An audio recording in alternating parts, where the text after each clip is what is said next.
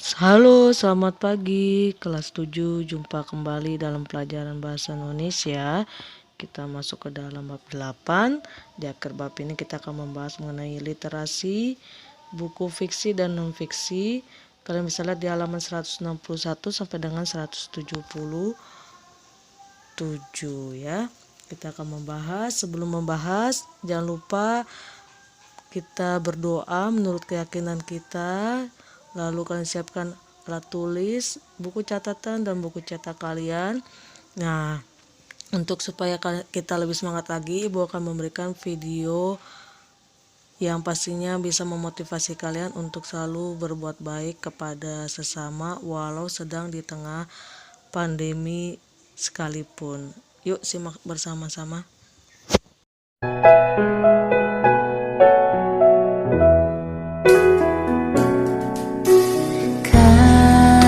Kasih pasti lemah lembut, kasih pasti memaafkan, kasih pasti murah hati, kasihmu Tuhan, kasih pasti lemah lembut, kasih pasti memaafkan, kasih pasti murah hati. Nah, kalian sudah simak bersama-sama ya video motivasi yang sudah Ibu berikan. Artinya kita harus berbuat baik kepada sesama. Langsung saja kita masuk ke dalam pembahasan di bab terakhir kita ini, yaitu mengenai literasi tentang buku fiksi dan buku non-fiksi. Bagaimana cara merangkum buku fiksi dan buku non-fiksi? Pastinya adalah yang pertama, kita harus membaca buku hingga memahami secara utuh dan lengkap. Yang kedua, tuliskan pokok-pokok intisari saja dari bacaan yang kita baca. Lalu tuliskan pokok-pokok tersebut menjadi rangkaian kalimat yang mudah dipahami oleh kita ya. Lalu yang terakhir, kita lakukan cek dan recheck hasil rangkuman dengan isi buku untuk mengetahui rangkuman sudah lengkap atau belum. Itulah cara-cara untuk merangkum dari buku fiksi dan non-fiksi. Lalu selanjutnya, selain itu jangan lupa kita harus mencari gagasan utama dalam setiap apa yang terdapat dalam buku tersebut. Ya, kita identifikasi gagasan utamanya, di mana gagasan utama adalah pernyataan yang menjadi inti dari sebuah pembahasan. Atau dengan kata lain, gagasan utama adalah gagasan yang menjadi dasar pengembangan sebuah paragraf. Nah, ada baiknya sebelum kalian melakukan analisis isi buku, kalian harus mengetahui bagian-bagian buku terlebih dahulu. Yang pertama, struktur pada buku secara umum ya, baik buku fiksi maupun non-fiksi, kalian harus melihat sampulnya. Sampul itu yang paling depan, pelindung paling luar buku, ya kan? Kemudian kalian harus melihat peletakan atau posisi sampul tersebut. Ada sampul depan pastinya di bagian awal buku, sampul belakang di akhir atau belakang buku. Kemudian punggung bukunya ya biasanya ada di samping atau sampul depan dan belakang sebagai pelindung ketebalan buku tuh. Kemudian rekomendasi kalimat dukungan yang diberikan oleh pembaca awal yang ditulis pada cover buku bagian belakang. Ini fungsinya adalah sebagai penguatan dan daya pikat sebuah karya cetak. Yang terakhir, kalian harus perhatikan lidah sampulnya. Ya, di situ ada lidah sampul yang dibuat untuk kepentingan estetika terbitan atau juga menunjukkan keeksklusifan dan sesuatu yang berbeda dari buku tersebut. Biasanya lidah sampul berisi foto beserta riwayat hidup penulis atau ringkasan buku yang biasanya juga disebut dengan telinga buku atau jaket buku. Lanjutnya ada halaman pendahuluan. Ini sangat penting ya, di mana halaman pendahuluan kita bisa lihat di slide berikutnya terdiri dari apa saja.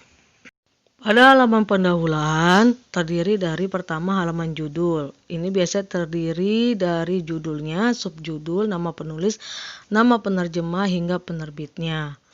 Lalu halaman kosong ini biasanya ya hanya diberikan pada halaman kulit ari atau bagian paling belakang, yang dimana biasanya kertas kosong saja, tidak ada tulisannya, atau kita lihat biasanya berupa catatan ya.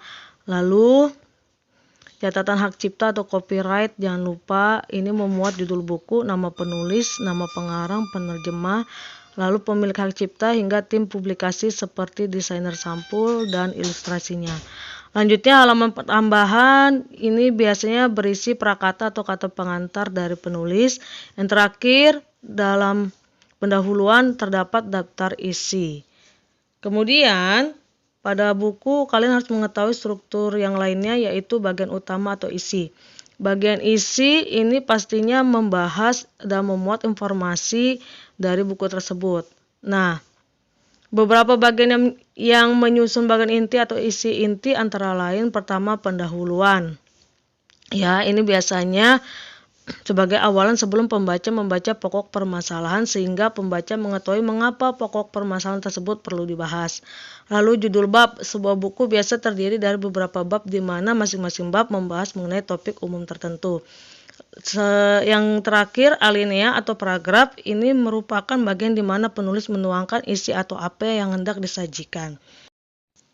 Sedangkan pada bagian akhir dari struktur buku fiksi maupun non-fiksi, ya ini adalah disebut sebagai penutup isi buku. Letak bagian akhir biasanya di antara bagian utama dengan sampul belakang buku.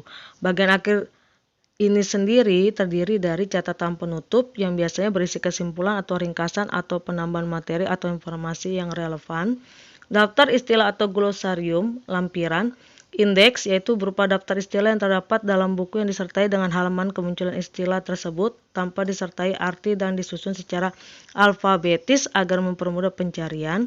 Yang terakhir adalah daftar pustaka.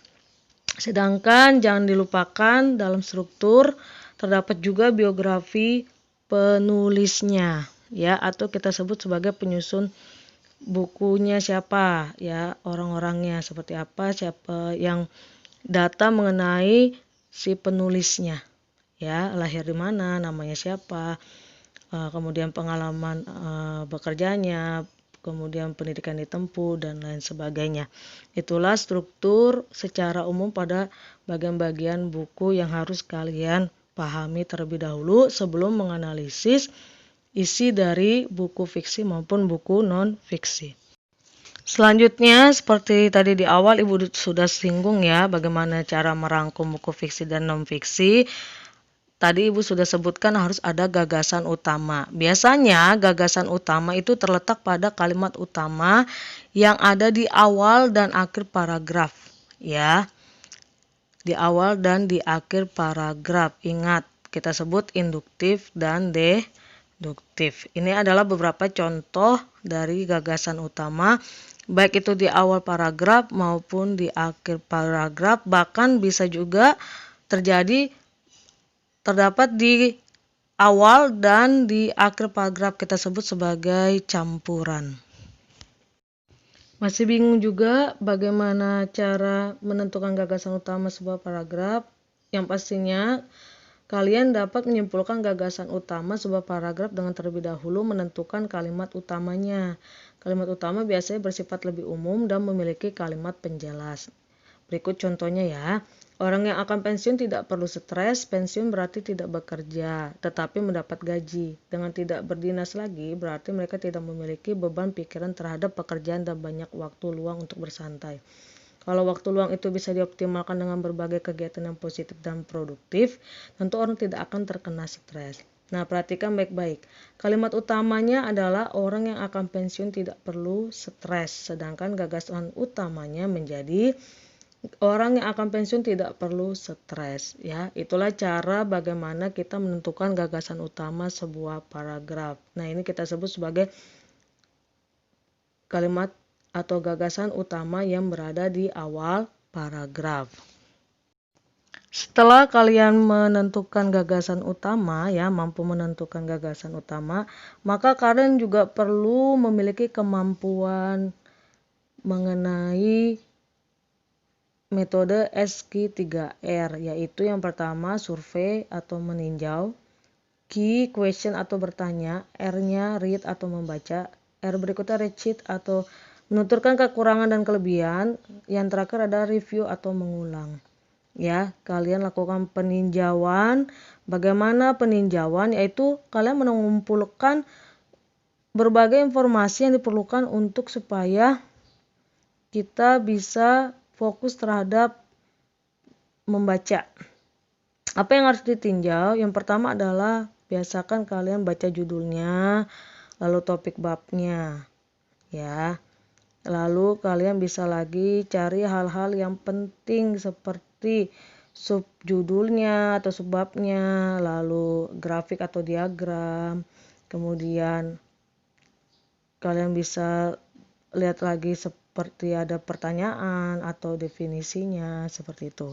Kalian tinjau, nggak usah lama-lama. Satu bab kalian hanya perlu waktu 5-10 menit saja. Lalu bertanya. Setelah kerangka pemikiran atau suatu bab kalian bisa peroleh, kalian lalu lanjutkan kepada memperhatikan kepala judul atau subbab, ya, yang biasa dicetak tebal. Kemudian kalian buat satu persatu subbab tersebut menjadi sebuah pertanyaan, ya. Tulis pertanyaan-pertanyaan tersebut. Nah, dari situ kalian bisa mengetahui, ya, kira-kira seperti apa gambaran dari buku yang kalian baca. Lalu setelah itu kalian lanjutkan kepada membaca, di mana di sini kita mulai mengisi informasi ke dalam kerangka pemikiran bab yang kita buat pada proses survei. Ya, lalu bacalah suatu subbab dengan tuntas, jangan pindah ke subbab lain kalau kita belum menyelesaikannya. Pada saat membaca, kita mulai mencari jawaban pertanyaan yang sudah kita buat tadi di question. Tuliskan jawaban yang kita peroleh dengan kata-kata kita sendiri di kertas yang sudah kita siapkan. Lalu kita tuturkan. Ya, kita tuturkan apa saja yang bisa kita buat, ya. Dimana ini biasanya tahap ini melatih pikiran kita untuk berkonsentrasi dan mengingat bahan yang dibaca. Nah, proses ini dilakukan setelah kita menyelesaikan suatu subbab. Cara melakukannya adalah dengan melihat pertanyaan-pertanyaan yang kita buat tadi sebelum membaca subbab tersebut dan cobalah jawab pada selembar kertas tanpa melihat buku. Jadi kalau tadi yang membaca kita kan masih bisa lihat buku, pada menuturkan kita tutup bukunya lalu kita jawab pertanyaannya. Kira-kira kita ingat nggak? Kita konsen nggak? Ya, dalam melakukan metode SQ3R. Yang kelima, review atau mengulang, yaitu ini adalah membantu kita untuk menyempurnakan kerangka pemikiran dalam suatu bab dan membangun daya ingat kita untuk bahan pada bab tersebut. Proses ini dapat dilakukan dengan membaca ulang seluruh subbabnya, lalu lengkapi catatan atau kita bisa berdiskusi dengan teman. Cara review ini biasanya lebih terbukti efektif adalah dengan menjelaskan kepada orang lain. Jadi kita sudah dapat ilmunya, kita boleh memberi penjelasan kepada orang lain. Makanya kita berdiskusi dengan teman kita. Itulah metode dari SQ3R. Bagaimana cara menanggapi buku fiksi dan non-fiksi? Ya, seperti kita ketahui, cara menanggapinya disebut sebagai resensi. Menurut Kamus Besar Bahasa Indonesia atau KBBI, resensi adalah mempertimbangkan pengulasan penilaian sebuah buku. Sedangkan menurut seorang ahli bahasa yang bernama Goris Keraf mendefinisikan resensi adalah sebagai tulisan yang berisi tentang ulasan atau penilaian terhadap suatu karya tulis atau buku. Maka dapat disimpulkan bahwa resensi lebih dikenal dengan istilah ulasan atau bedah buku. Apa saja unsur-unsur resensi? Yang pertama adalah judul resensi. Judul resensi merupakan pernyataan pertama yang akan dibaca oleh pembaca resensi. Yang kedua, data atau identitas buku yang terdiri dari judul buku, apakah buku itu termasuk buku hasil terjemahan, lalu pengarangnya, penerbitnya, tahun terbit, beserta cetakannya, cetakannya keberapa, tebal buku. Yang ketiga, kelebihan dan kekurangan buku apa saja. Yang terakhir adalah tanggapan terhadap isi buku. Itulah penjelasan mengenai bab 8. Ibu harap kalian sudah memahami semua. Tugas dari Ibu adalah kalian mencatat setiap penjelasan yang sudah Ibu berikan. Seperti biasanya kalian kumpulkan melalui Google Classroom. Lalu Ibu tunggu sampai dengan pukul 10. Jadi kalau kalian belum memahami, boleh diulangi kembali video pembelajarannya, kalian pelajari.